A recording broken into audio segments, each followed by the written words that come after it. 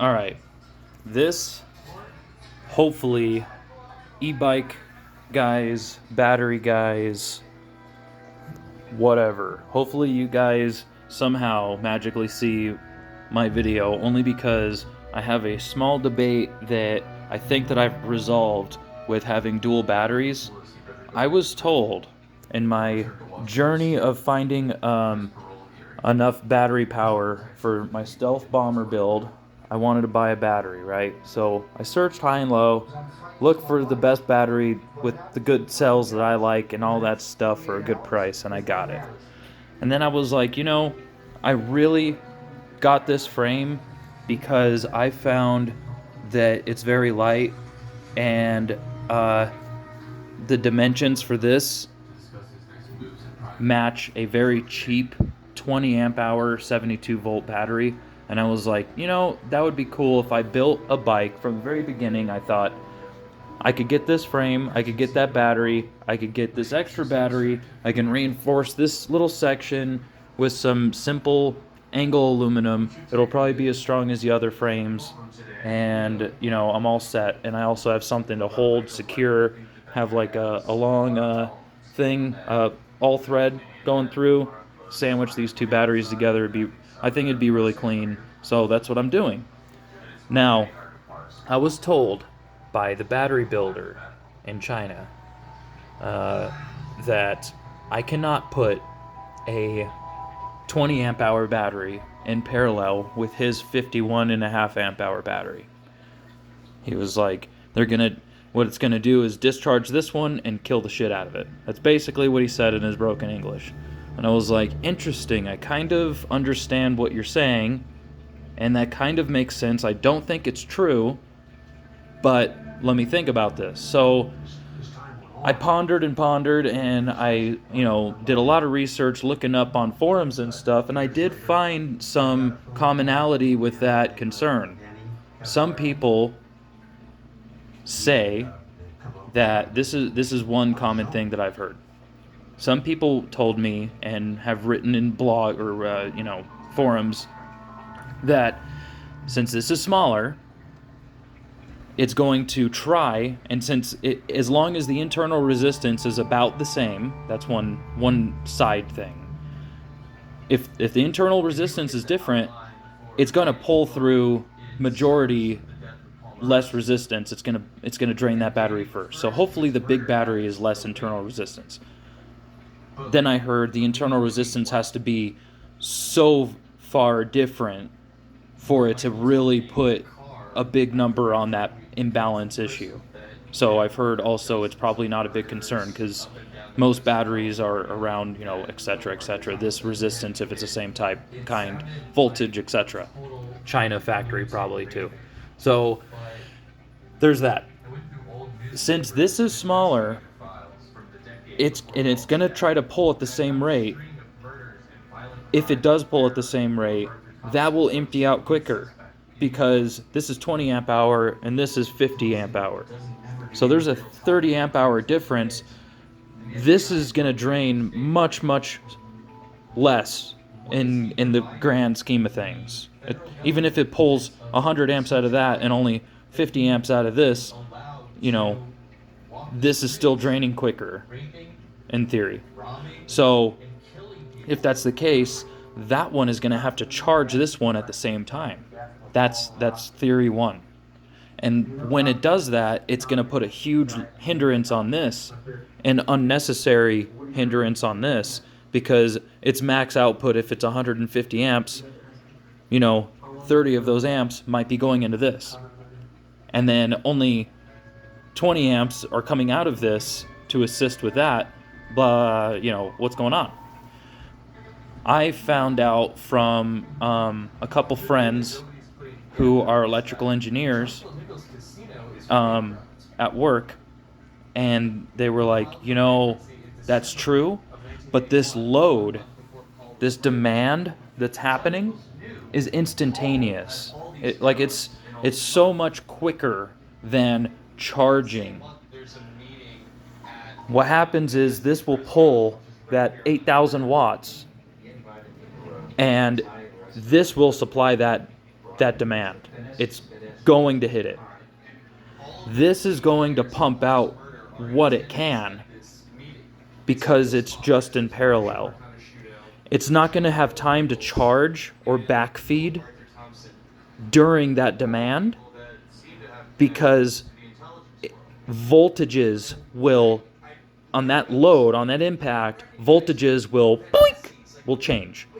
This voltage will drop, this voltage will drop. What'll happen is this one will drop faster than this one. So this one might drop to like 80 volts. Bam! You hit it, and it drops to like 80 volts. This one might drop to like 72 volts. This might drop all the way down. It might pull everything that it has out of it in that moment. Once that load is stopped, this will equalize itself. This will equalize itself.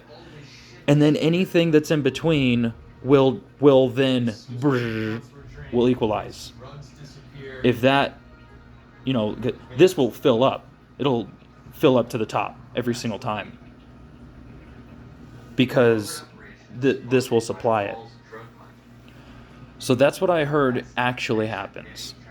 So the Chinese guy was right, and the forums were right, but in that moment of load, it's going to pull what it can, and it's not going to pull what it can't. Because if that voltage isn't high enough to overcome this one, it's not going to be pulling out of this anymore. It's going to steadily drop down. So I thought, okay, interesting, that sounds like a plan. So I'm going to get a shunt, and I'm going to monitor both batteries, and I have a screen capable of doing so, because I can put any app I want on it. I might be able just to hook up to the Bluetooth on this battery and monitor everything off of that, and the overall, and then I can just math it out, and I know what that's being pulled out to. Or just get a single shunt thing for this, because I doubt this has Bluetooth capability or any hookups at all. So I could just get a normal whatever display and temporarily zip tie it up there and then monitor it and be like, okay, this is what's happening. I want to do that because my original idea was, well, if I just restrict this guy's output and input, I can save its life in the long term, and I can also regulate how much is coming out of this altogether. And don't worry about that huge load smacking this little guy in the face. I don't think he's capable. It's probably one row of that whatever 0.025 tin solder, spot solder on each cell. It's probably a piece of crap, I know. I mean, that's how they're all built, but it probably doesn't have any copper reinforcement or, the BMS leads at one end or the other and not pulling from the whole thing and all those normal concerns. I'm pretty sure this is as cheap as it gets. So this is a combiner. It combines two. I put it on my other bike that has 3 batteries and all-wheel drive, and it restricted the crap out of my output. I couldn't even go up, I have some really steep hills in my back wash area and sand, and it, for the first time, wasn't able to go up anything, and I was like, holy shit. So I took it off and ran all those wires into parallel, everything into parallel, and boom, gobs of output. So I didn't like this, but then I was like, it does a good job at restricting, and I've seen YouTube videos of people taking this apart, and I know what it's all about, and it seems like a good plan if you want to waste a little bit of power to restrict a little bit of power, because this will get a little hot, and that's wasted energy, and we don't have very much energy to waste when you have an e-bike and you want to go, far. By the way, in my first video, in case anyone was wondering, I said 100 and 120 miles of range out of these 50 amp hour batteries or something. I meant kilometers. I messed up, and I didn't realize it till I watched my video way later, because I don't watch my videos after. I don't edit them or anything. I just kind of upload it, wing it. Because I don't care. I'm just doing this because I think it's interesting, and I want to ask these guys a question if anyone sees it. Anyway, this is restricted, right? This battery going into this little block is going to be restricted because it's into one of the inputs. So this is only going to allow 40 amps total output. Could be 20 from each. I think it could be 40 from one. If it's not, I'll parallel these two together, okay? I'm not sure yet, so we'll see. If it's only 20, that might be a good plan too, because I don't really want very much coming out of this. So yeah, maybe, and then, maybe there's some tuning with that, because I know they sell 20, 30, 40, now they have 50 and 100 amp output. So, maybe that's a good plan. I don't know. What I am going to do is hook the output of this. These are parallel. This is all same, okay? This is the output. I'm going to put the output into the main junction. So this is going to primary battery guy, then to the driver. This is just a Y off of it, parallel, and I'm going to parallelize. So I'm just going to hook this guy up into this. And then I have the option of hooking up an extra battery into the little pack over there if I want to. That might be cool, maybe. Because it fits perfectly. Hey, what's up, baby? Cute little puppy. She's actually a mama. So my main battery won't be restricted. This battery will be restricted. That's the point. And by doing that, this has a two little charger. What do you call them? Capacitors, resistors. I don't know how they work. I know it has a resistor in line with that, but it only allows like a small burst, incrementally, kind of like a charger.